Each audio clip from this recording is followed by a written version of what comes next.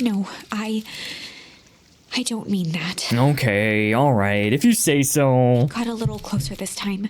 Yep. We just need to try again. Please.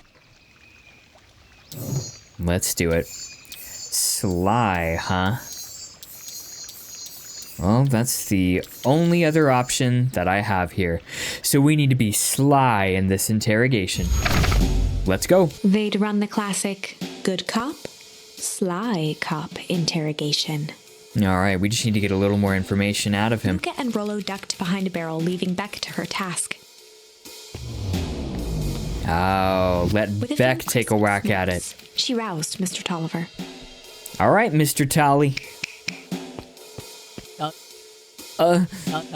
What's going on here? You're that Modewell girl.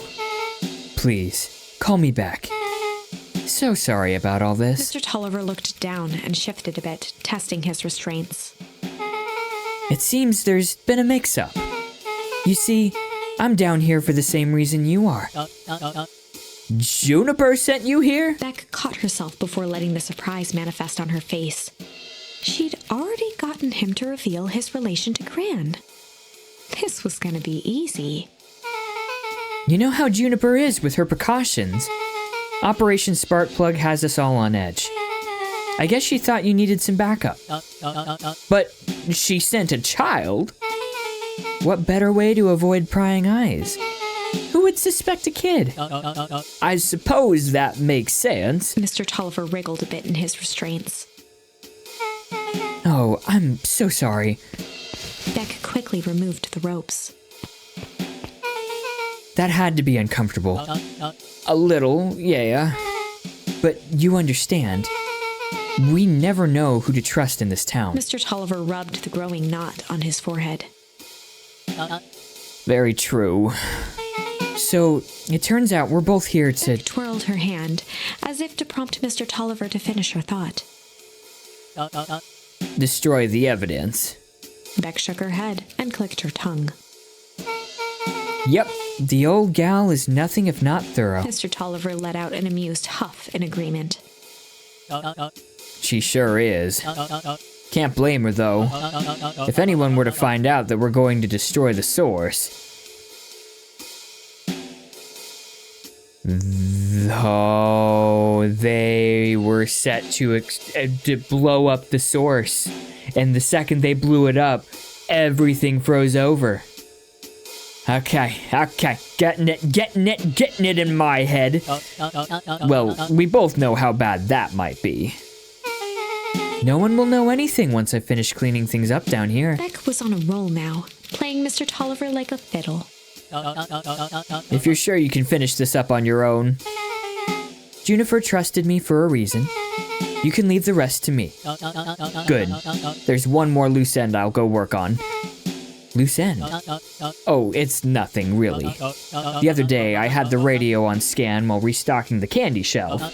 And wouldn't you know it, I intercepted an odd phrase in a Perennial Harvest transmission. Underground secrets. That's ominous. I think it might be a password, but Juniper dismissed it. Said it wasn't mission critical. What's the password for? We don't know. So we have a password and nowhere to put it. It's gotta mean something, right? Good thinking. You should probably go work that out. I've got this under control. That's a relief.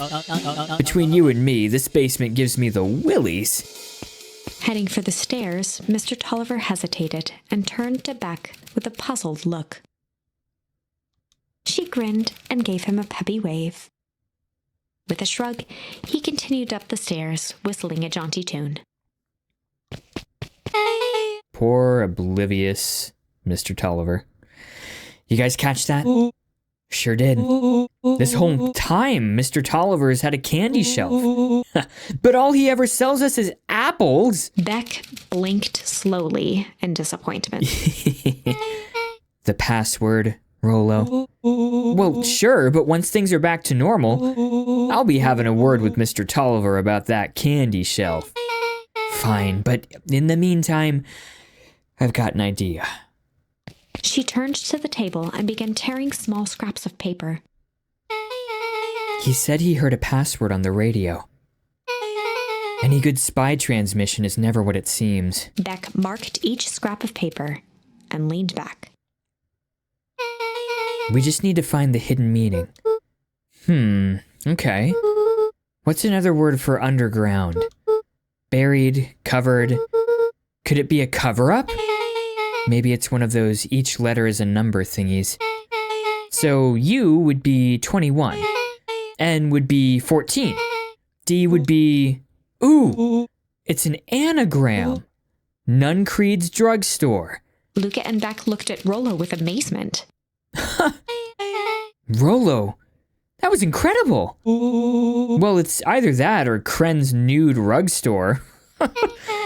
Yeah, I think you were right the first time. How did you do that? What can I say? I love ciphers. Well, I guess we know where to go next.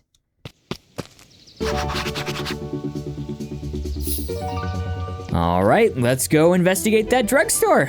Man, we're just making good progress. Time jump, let's keep going. Where are we headed? Yeah, let's go to Nuncreed's. You're right, as per usual. Who? Who in the... Hello? You scared me half to death. Sorry. You kids haven't seen Mr. Tolliver around, have you? No. He's got me waiting around like the last slice of pie. I swear that man would be late to his own funeral. Hope nothing devious happened to him. What a misfortune that would be. Ooh, yes. Must be cool. Stay cool. Where, come on, let me be cool. Move out of my way. Thank you. So, have you ever thought about how the curse of capitalism is slowly but surely drowning our economy into a lifeless hellhole that we can no longer live in after at least maybe 5 more years, maybe 10? I actually don't have that strong of an opinion about capitalism. Thank you very much. Okay, let's keep going.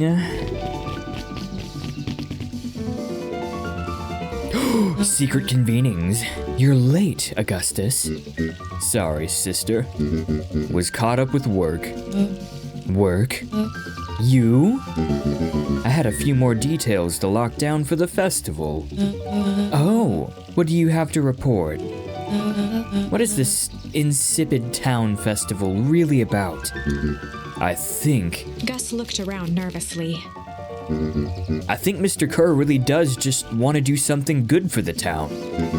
He's actually a pretty nice guy. You should spend some time with him. I didn't pull strings installing you as mayor so that you could make friends. Ooh, tea. Your job is to help me figure out what Kerr and Perennial Harvest's true intentions are with this town. We have a responsibility. This is our father's town. Was. Excuse me? This was our father's town. He's gone, Eris, and he isn't coming back. Father left us with nothing but problems. Mr. Kerr came here and offered help to us. We accepted that help. We didn't agree to them turning Father's warehouse into a toxic dumping ground. That is just a temporary arrangement. The glow can be seen from our damn backyard. They are dumping their nasty little secrets on us. When this all inevitably goes wrong, who do you think will be blamed? Eris's cry hung in the air. Aimed. We have a new choice to make now, sister. This town is going to change, whether we like it or not. Are we going to choose to be a part of that future, or be forgotten in the past? It's a shame. Father named you Augustus, but you will always just be a Gus. Good night, Eris. I'll see you at breakfast tomorrow. Damn! Trashing my boy Gus like that? It's getting late, children. Anyways, I really do think they both have the town's best interest in mind. However, the way that they're going about it is, flawed in both their accounts. Yep, nothing to the diner, even though the lights are on. Okay, let's go to where I think I need to go. Because I don't remember where I need to go. Yeah, there we go. Mr. Nuncreed's. Solomon stood proudly at the entrance to the drugstore, holding a brown bag overflowing with black licorice. Whew, that's a huge red flag. That is a massive red flag. Oh, they're entrusting the future of the Valentine estate and this town to a psychopath, to a sociopathic psychopath. Hey, Solomon. We're looking for Mr. Nuncreed. Is he still in there? I'm afraid not. Then where'd you get the candy from? You might say we have an arrangement. Solomon shoveled a surprising amount of licorice into his mouth. It's not good for your teeth. Sometimes it's the small pleasures in life. Though we might not always have family to rely on, licorice has never let me down. Well, I can't say licorice would be my first choice, but whatever floats your boat. You can tell a lot about a person by their choice of confection. Oh, yeah, I guess. I choose something that isn't involved with people who like to murder and pillage and steal. I like sour gobs. I'm certain you do. I always wondered why Mr. Nuncreed kept licorice in stock. You must eat enough of it to make it worthwhile. There are many ways to earn loyalty. For some, it's as easy as cold, hard cash. This man's a crime lord in progress.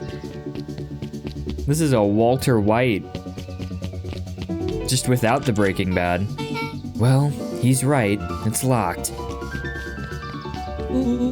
There's gotta be more clues. Okay, let's see. Clues.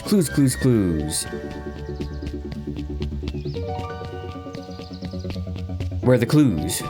I see no clues. Hello, clues. Oh, I see. Have you ever seen anyone actually use this thing? Besides Mr. Nuncreed, no. Beck cupped her hands on the glass to peek inside. That is not a normal phone booth. It's got like a blinky keypad. Oh, like nobody's ever noticed that before. Why would there be a blinky keypad? Kren's Nude Rug Store. I mean, Underground Secrets. He's really good at that. Anagram? Bananagram? The password. Beck flung open the door and they all squeezed in. Ladies and gentlemen, it's time to find out this secret. Where does it go? What does it look like? Who is there? Is Elvis there? Ooh. We're gonna get to sneak around the underground lab. All right, let's see here. Luca cracked his knuckles and entered the letters into the keypad. Underground Secrets. Sounds like that did something. It alerted them to their presence, and now they're going to send a pillar of fire through the floor. Great. Now what? I guess we... The inside of the phone booth dropped loose from its shell. Without even the space to panic, they closed their eyes, held their breath, and accepted their fate. Oh. Suddenly, the chaotic descent slowed to an effortless landing. It was unclear where they ended up, but at least it was solid ground. Oh, here we are. The air was stagnant and smelled vaguely of chlorine. Uh-oh. Chlorine's not a good smell. I knew it! You knew that there was a secret hub full of strange tubes under the phone booth? Kinda looks like a laundromat. Of course I did! Didn't I say that? No. I definitely thought it. Luca, do you remember when I said how cool it would be if the trans-dimensional conduits from Hank Atomic issue number 12 were real? Rolo, at one point or another, You've said that about every technology ever discussed in Hank Atomic. That's why I'm such a good predictor. It looks like each of these has something written on them.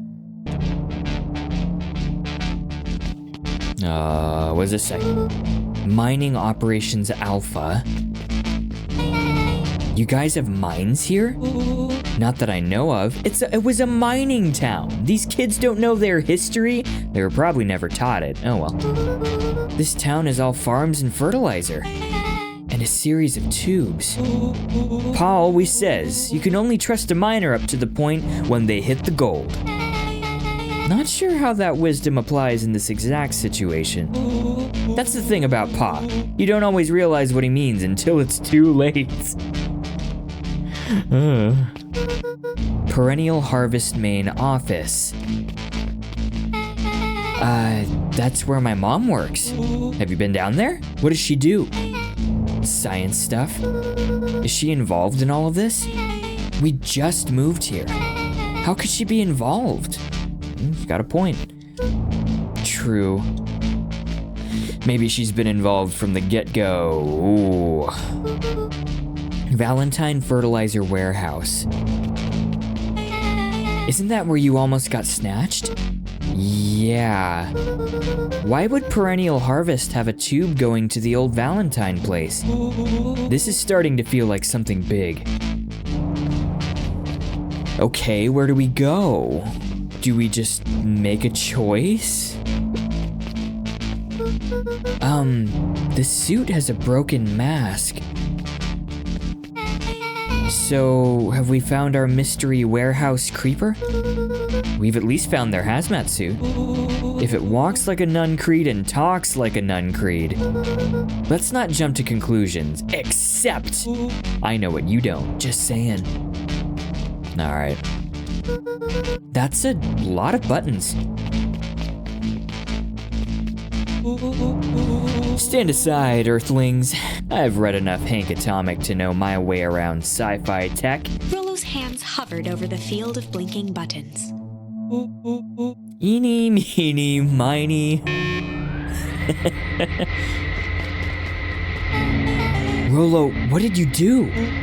Nothing! I didn't even mow yet! What was that? Hide! Where? There's nothing but weird tubes down here. Just get back.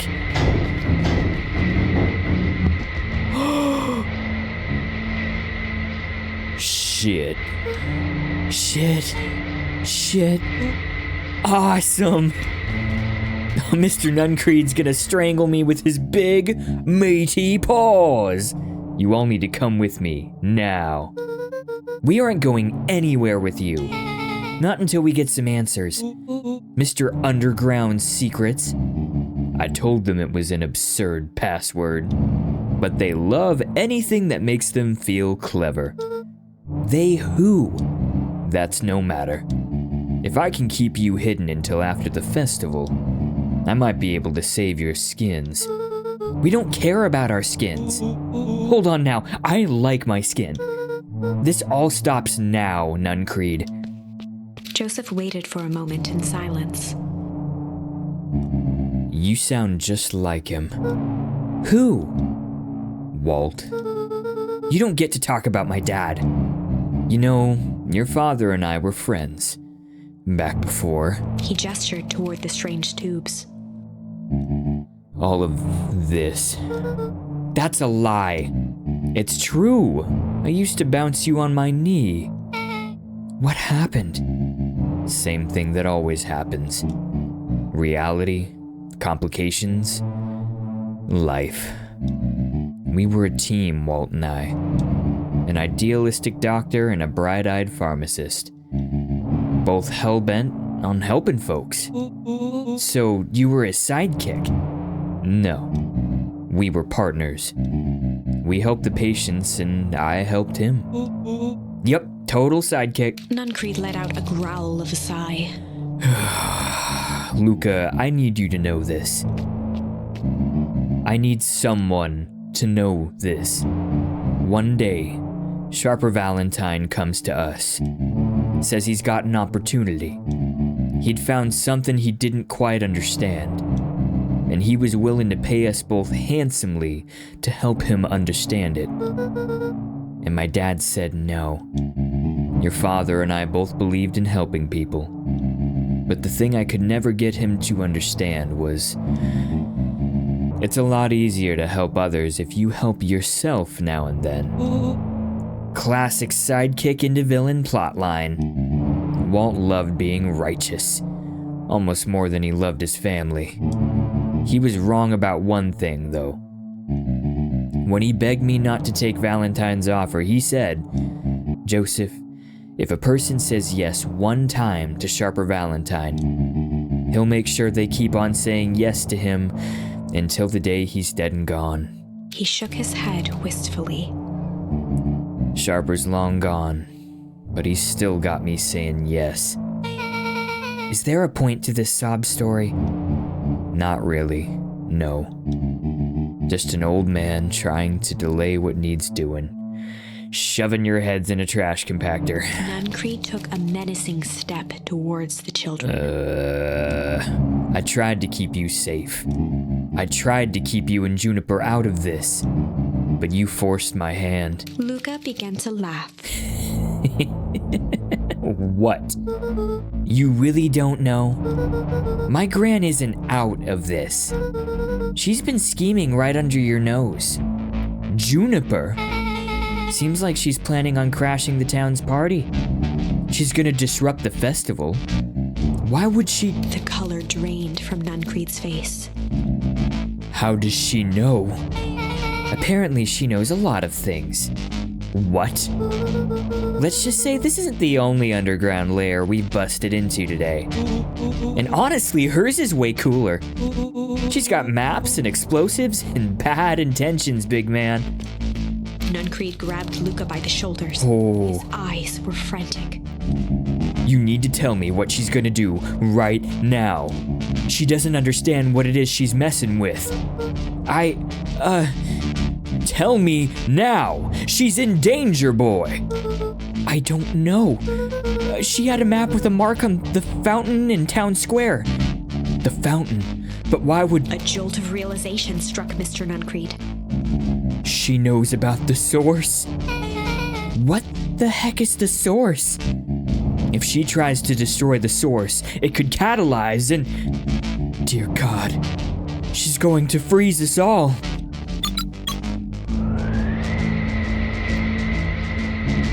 You all need to run. Run where? Away. As far away from this town as you can get. Head west and don't look back. That did not go how I expected. So... we're totally following him, right? Totally. See you on the other side. Oh, buddy jumping in first. All right, you two, now kiss. You good? Yep. Aw. It's fine. I love this town. Oh. Chapter 8. Things have already been good, but they're getting good. The cold, hard truth. Ooh. Beck leapt up, allowing the suction to yank her into the dark. Dimness eclipsed around her like the shutter of a camera as she seemed to cover great distance in mere moments. Her only points of reference were glints of upcoming turns, which approached with frightening speed, only to carom her gracefully along. Carom? Whew, that's a big word. These writers are pretty eloquent. Pretty eloquent. I'm starting to appreciate these writers. I already have. I love this. This is so good.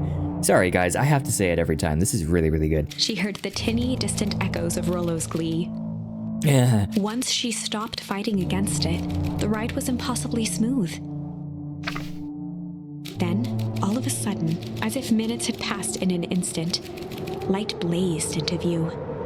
Oh. A burst of wintry air snuffed across her face, and she was flung out into the cold.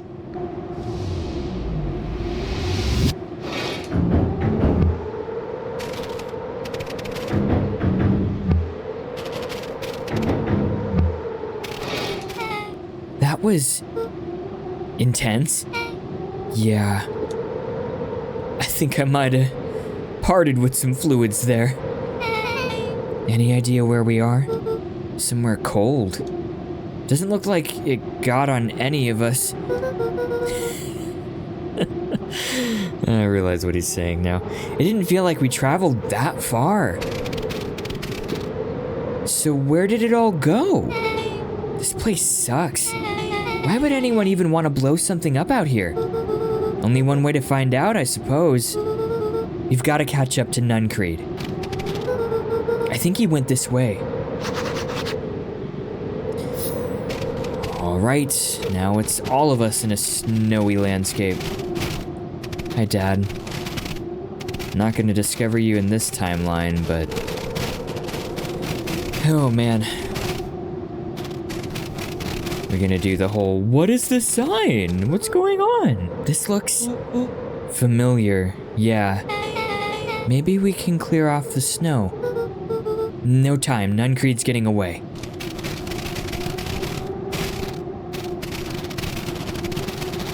Okay, they gotta realize it now, right? Okay, this is starting to feel really familiar. I may not be the most well-versed on all things Beacon Pines, but this does look like some sort of frozen replica of the town. Ah, I got it! It's so obvious now. Mr. Nuncreed is an alien. Rolo, stick with me here. His species can only live in sub-zero temperatures. Oh boy, here we go. The source is their base camp dimension, so naturally they keep it cold. We found it by traveling through those metallic wormholes back there. The final objective? Kill us all and shapeshift into a Beacon Pines citizen of their choosing. You never really had me, but you very much lost me there. You get used to it. We should keep moving.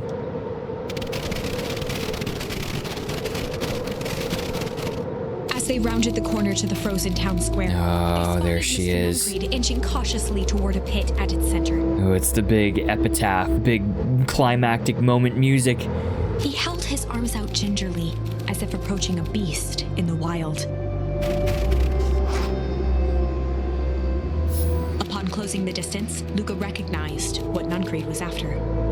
Gran stood confidently at the edge, one arm outstretched over the abyss. Nearby, a wheelbarrow had been emptied out. She held a lit torch, which flickered in the bitter wind. Oh, come on, Grandma. Juniper, I don't know what you think you're doing, but I assure you, this is not going to solve anything. If you drop that, you've doomed this whole town. Oh, it wasn't me who doomed this town. I've been watching you, Joseph. I know what you've done. You and your co-conspirators. Gran, what's happening? Luca, you and your friends need to leave right at this moment. Mr. Nuncreed turned back toward the kids, desperation in his eyes. Listen to your grandma, Luca. This is between me and Juniper. Rolo and Beck held steadfast. It's between everybody at this point. Luca approached closer. Mr. Nuncreed spun back toward Gran, his voice growing louder. You've got it all wrong, Juniper. Just to hand over that torch, you don't understand what you're doing. How could I possibly trust you to do the right thing? Walt told me everything. He trusted you, and you betrayed that trust. Luca, did you know that this man's entire life is a lie? If it weren't for him, your father might still be alive. Mr. Nuncreed winced with anguish. His voice hardened. That's not true. They both now yelled, not to each other, but at fate itself, making their peace with long-held burdens. The wind howled with encouragement. Walt was like a brother to me. We just had different ideas about how to affect change. Very convenient that your way just happened to line your pockets. Now that's not fair. They menaced at each other, both catching their breath. The moment balanced on a knife's edge. Oh, what can I do in this moment? And memories. Luca's mind flooded with questions. The wind calmed, as if to give him the stage. And in the stillness, he began to...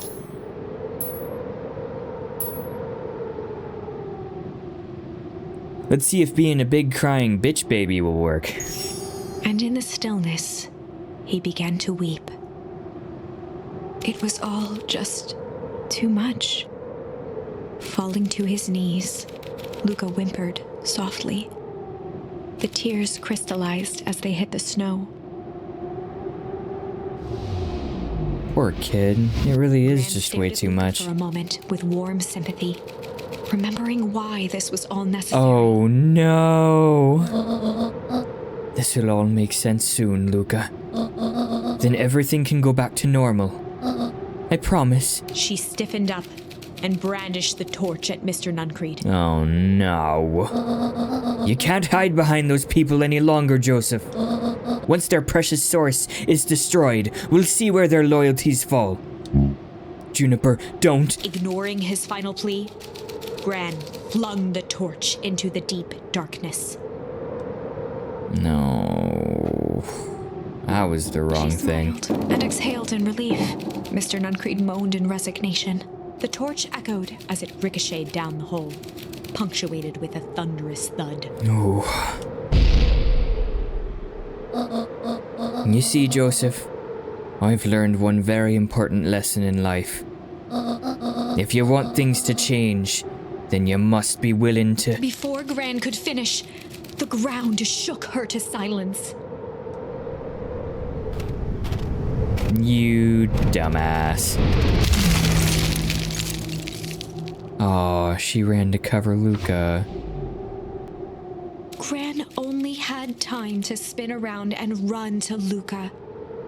Her attempt to shield him, an honorable but trifling act. Oh. Unflinching love, pitted against an unthinking horror. There was no contest. Her warm embrace froze in an instant. That is where they remain, fixed in place, forever. And so, our story ends on this melancholy scene. In a town brought low by its secrets, sits the frozen statues of a misguided band of meddlers. The end.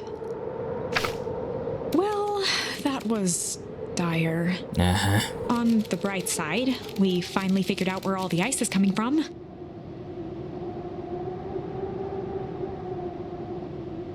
We didn't already know that? Now, we just need to find a way to deal with a mystic, unfathomable force of nature. Alright. Let's try humming now. Actually, is there anything else I can do? Probably not. Probably not. Okay, let's try humming. And in the stillness, he began to hum. And in the stillness, he began to hum. So odd for this scene, After but the death okay. of his father, Luca had trouble sleeping. Each night, his mother would sit at the foot of his bed and hum a gentle melody. No. Where is his mom? What happened to his mom? I want answers and I want them now. It was the only thing that could calm his mind. The only thing that, however briefly, could make it all seem okay. Wait, didn't I think that his grandma was his mom? Oh, because she... Oh, whoa. So, if what's-his-butt got hit with the juice, and the juice made him get old, then that's his mom. That's not his grandma, right? Because she looks old, because she got hit with the juice. And there's no way to explain that to a kid, so grandma just moved in, right? Right? I think I'm right here. I think I'm correct. It's gonna be the big plot twist, and I'm ruining it all for you because I think I'm right and I love being right. That melody pervaded every memory Luca had of his mother. Shivering in the raw snow, he began to hum it out loud.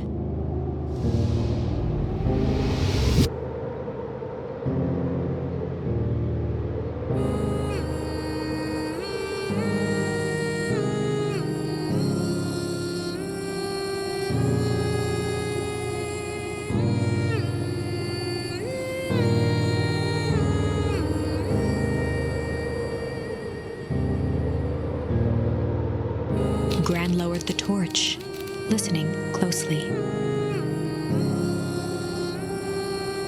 Kid's got some pipes if he's just humming that. As recognition slowly set in, her heart sank. Those countless nights of consolation, the incomparable loss they shared together. She let the torch fall to the snow and sizzle out. A few steps toward Luca was all she could bear before dropping to the snow herself.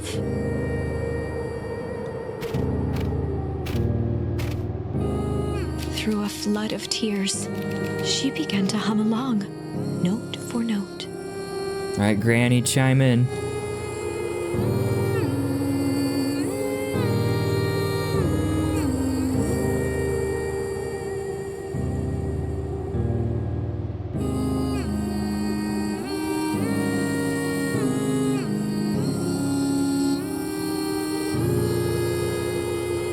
Where's the piano? Who's playing the piano over there in the corner? Is that you? Is that you? Beck, is that you? Luca lifted his head in astonishment. The last time he heard that melody was the last night he saw his mother. Damn, I'm good. How do you know? I'm so sorry, my little buckaroo. Buckaroo. The only people who call me that are my dad and your mother. Luca blinked through blurry, watery eyes, trying to see more clearly. Aww. He could just make out the impression of a familiar face. He peered across the snowscape at the woman on her knees. Something about her was undeniably his mother. Aww. Only smaller, older, changed. Mom? That's right, buckaroo. Mom. Luca sprinted as fast as he could toward his mother. Oh, you're gonna make me tear up. Stop it! Stop it! They held each other close, and the cold retreated from their bodies. Aww. Eleanor. I thought you were gone. You should have known I would never abandon my son. Eleanor looked down at Luca, tightening her embrace in an appeal for forgiveness. How? You're a smart man, Joseph. I thought you'd have pieced it together by now. I'm smarter than he is. You were exposed. Mom, I don't understand any of this. What happened to you? Where did you go? Why did you leave me? I never left you. I was always right here, Luca. Why did you lie to me? It tore me up, Luca, but I did it to keep you safe. I thought that getting answers would help us both move on. But the more I discovered, the more I realized the danger we were in. Until perennial harvest was stopped, it was better if everyone thought I was gone. You could have trusted me. These are bad people, Luca. They won't stop until they get what they want. And they don't care who gets hurt in the process. Then, what do we do?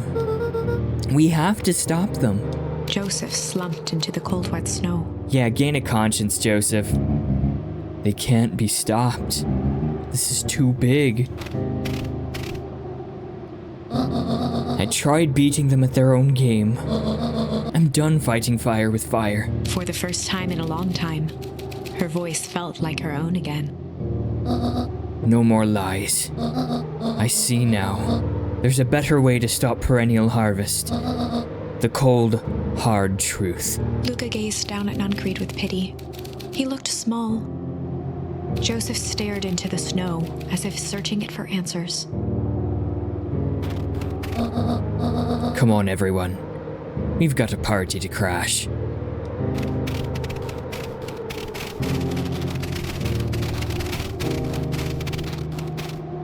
Mr. Nuncreed. A big effing sellout. You don't understand.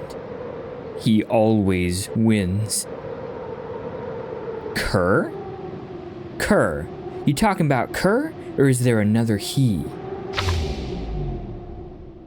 Chapter 9. Whoa. The Devil You Know. What bigger twist can happen here? 7 months ago, Oh. Eleanor Van Horn crept down the maze of sterile hallways under Perennial Harvest. Ooh. She stopped in front of the large steel door marked Deep Engineering. No turning back now. She raised a trembling hand. The stolen keycard worked as promised, and the door buzzed open with mechanical efficiency. She was immediately hit with the smell of disinfectant. Not gonna lie, going to a private school, there was a lot of disinfectant around. I kinda like the smell of Lysol, it's like nostalgic. It was some sort of laboratory. In one corner was a desk covered in papers. Across the room stood a tall metal pod with hoses protruding from its base. What? She rushed to the desk and began shifting through the piles of papers. They were experiment reports on something called Tempest Liquamen. There were dozens of them, every one stamped failed. Eleanor heard the sharp echo of footsteps approaching. She was out of time. Her eyes scanned the room, eventually landing on the strange pod. Muttering a curse under her breath, she dashed over and dove inside.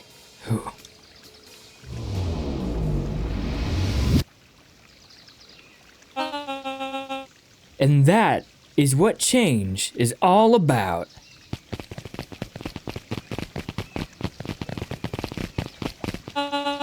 Grabbing the future by the scruff of the neck and making things happen. Change is a choice. I am tickled pink that we will all be making that choice together. How great is that? This man is a liar. Excuse me? I will not. This town has a dangerous secret, and Perennial Harvest only exists to keep it hidden. Nonsense. They picked up the whole damn town and moved it right under our noses. You aren't making any sense, dear. Mr. Kerr addressed the crowd with a sarcastic tone. Imagine such a thing. It's absurd and just plain impossible. They promised they could fix the foul harvest. They told us they would clean this place up. We just had to leave town for a few days. But while they had us evacuated, Mrs. Hartford, I'm afraid I'm gonna have to ask you to... You're afraid of a lot of things, aren't you? You sniveling little worm. I love her. This is growing tiresome. A little help, please. Do not escort my grandmother, my mother, off the stage with your goons. Don't you all see? This festival is a sham. An excuse to have the whole town gather in one place. They're planning something awful. I don't know what, but these people are wicked. Don't listen to her. She has absolutely no proof. I am the proof. I'm Eleanor Van Horn. Whispers filtered through the crowd. Well, aren't you just sneaky as the dickens? We all knew Valentine's fertilizer was too good to be true. And now this whole town is paying the price. Ladies and gentlemen, I am so sorry about this disruption. My associates will take this obviously disturbed woman somewhere comfortable, so that she can get the help she needs. She's not the one who's disturbed. You two-timing clown. You all know there's something wrong with this town. It was just easier to look the other way. The truth is...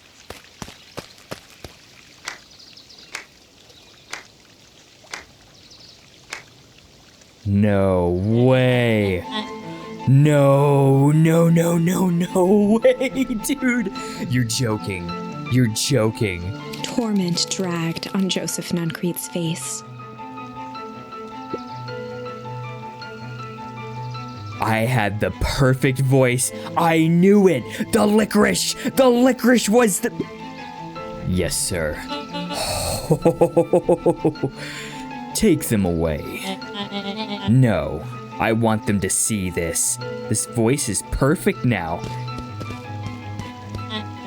Ah, the ever-tempestuous Eleanor Van Horn. You've been quite the thorn in my side.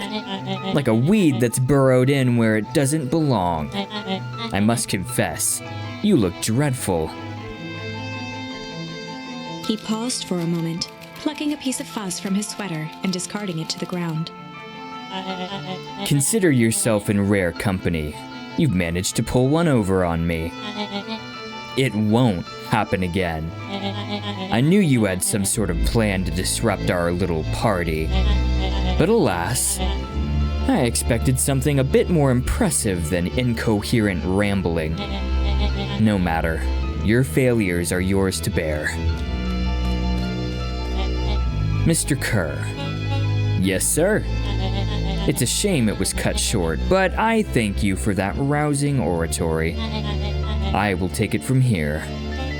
Yes, sir. Of course, sir. Rats. You have done quality work for me, William. You can look forward to the recompense we agreed upon. Kerr gave a bow of deference. Founder, you are most gracious. Gasps rippled through the crowd. Thankfully, we can dispense with the formalities from here on out. Solomon pulled a glass vial from his pocket. In one smooth motion, he downed its contents.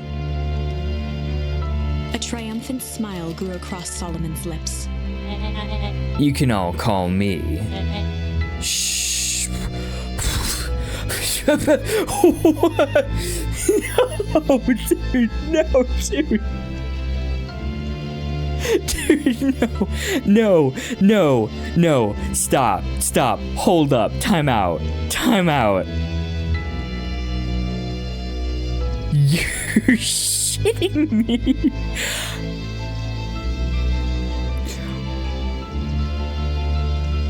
His body and face began to contort and expand as he disappeared into a belching green mist.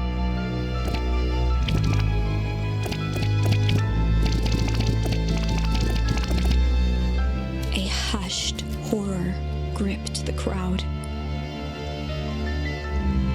This is a story about change.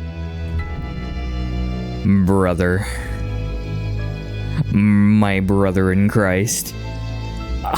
I didn't expect this. What? No! Ah, so you didn't see that coming. Good. Sharper examined his new hands. Well, this is quite the improvement. Everything looks so much smaller now. Eleanor was right about one thing. This festival was a ruse. I wanted you all to witness my glorious return with your own eyes. Why does everyone look so downtrodden? This is a celebration, people. Maybe it would help if we set the mood. Mr. Kerr, be a dear and reveal the sign.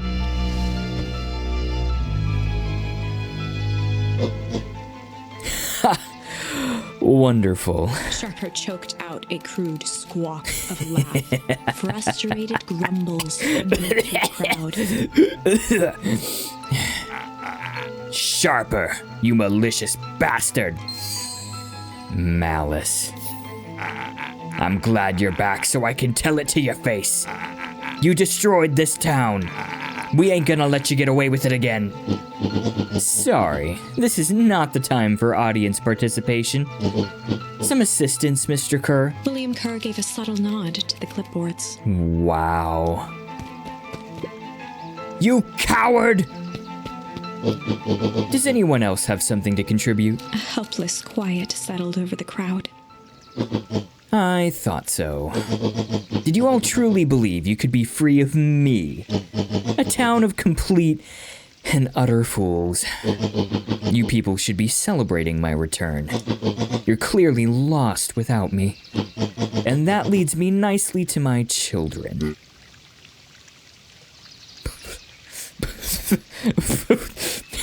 Oh no, not the issues. not the daddy issues.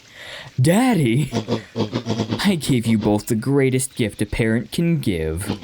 The opportunity to prove yourselves in my absence. Squandered. To say I am disappointed would be an understatement. But Silence, Augustus. An adult is speaking. I don't know which is worse. A son who is completely hopeless, or a daughter with such potential who inevitably lets me down. Eris, you fail me with admirable consistency. Thankfully, I was counting on it this time. Father, I have been wasting my time, my dear. What have you accomplished? I was focused on cementing our legacy. Legacy? Who needs a legacy when you can just live forever?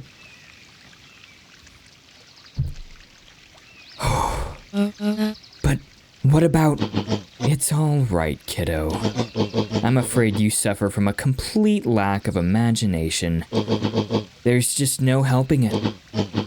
Now then, where is Joseph? You didn't take the opportunity to slip off, did you? Ah, there he is.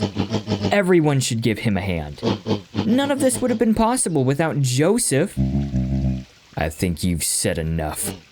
Nonsense, the people deserve to know how helpful and loyal you've been. I only did what I did because he left me no choice. You always had a choice, Joseph. You were just simply too weak to take it. No matter, cheer up, you're about to be rich beyond your wildest dreams. You should follow Mr. Kerr's example. When I found him, he was in a sorrier state than any of you. An aging actor, desperate to recapture his youth. He played his part, and soon he'll be able to play the leading man again. Forever, in fact, if he remains loyal. That goes for all of you. Well, those who haven't already frittered away my goodwill. Beacon Pines is mine again. And I am willing to share its spoils in exchange for your absolute loyalty. Are you saying William Kerr was never in charge of Perennial Harvest?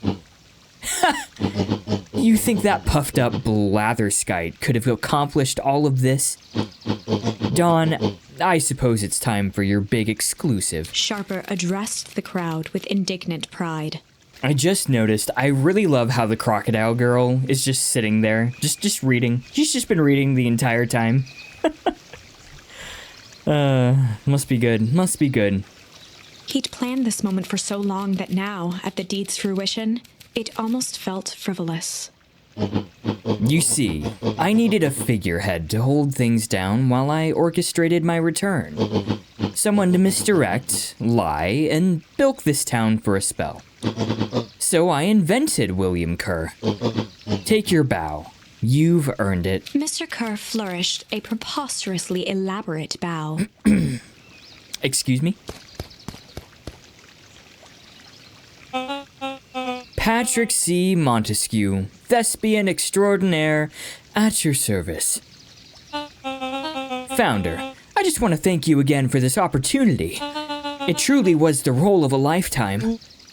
Wait, so this Bill Kerr was a patsy the whole time? Now that your secret is out in the open, what's to stop this town from rising up against you? Oh, that's the delicious part. Fear. Thanks to our clipboards, I know what each and every person in this town fears most. And I will make those fears manifest for anyone who steps out of line. The choice is simple. I'm not afraid of you. The young hero. I've kept a keen eye on you, boy. You and your friends make a habit of disrupting my plans. And I would have gotten away with it too. Oh wait, I did, you meddling kids. What a pity. If things would have gone a bit differently, you might have had your moment of triumph. You can't do this. Oh, but I can. I have one. Never underestimate what a great man can do. given time. And now time is my plaything. Perhaps the most expensive thing I've ever bought, but well worth it. Sharper coughed up one final laugh and cracked his knuckles. Jeez, dude. Enough chit-chat. Let's get to work, shall we? And so, Sharper set about remaking the town in his own image. The fertilizer factory soon reopened for business. Sales rose steadily as more and more farmers across the countryside began to swear by its miraculous properties. Beacon Pines became famous. A secretive town that, for the right price, shared its gifts with all. Sharper Valentine, you son of a bitch. Gifts that became more and more necessary in a world where winters grew longer and longer. The end. This is wrong, but things are becoming clearer now. I think it's pretty damn clear now. You can feel it, right? Yeah. We can't let Sharper win. He might just be the key to this whole thing. Let's see. Let's see.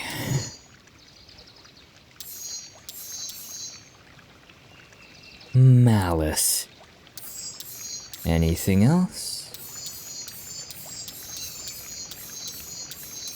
Nope.